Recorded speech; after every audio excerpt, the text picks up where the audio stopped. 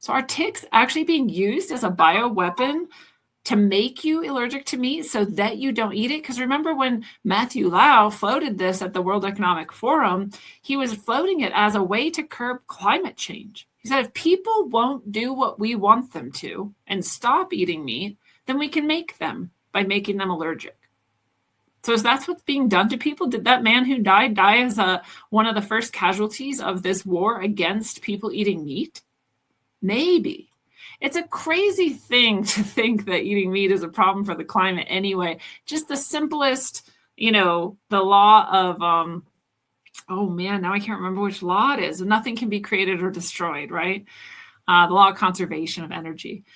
And it says that, right? That's a truth of science. We accept it as a truth. It's in all ways, in all times, in all places. Well, cows can't just produce carbon. They can't. It's the law of conservation of energy proves that. They can't just produce carbon. So even if you say cows are farting, it's creating so much carbon, it's bad for the environment, you have to ask yourself, where'd that carbon come from? And it turns out it came from the environment. And it got placed into this food that the cow eats naturally. And then the cow turned it into food for itself and cells for itself and regeneration for itself. And then it farted out the methane and the carbon. Those things were already in existence. They just changed form, and then they changed form again. And now they're changing form again. They're not a problem for us. They're not a problem for us. So, you can't prove that there's anything wrong with cows or farts, or you can't prove that has anything to do with climate, but this is the narrative, and this is the worldview that people have adopted, and so they believe it.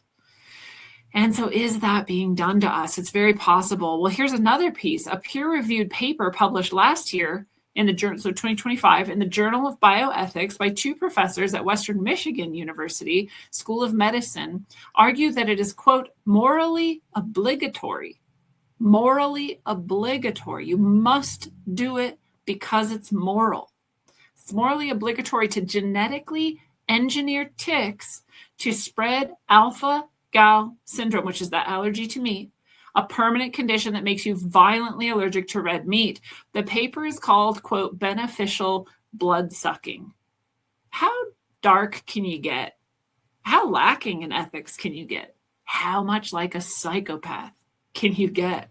It is psychopathic to decide for humanity what they will do.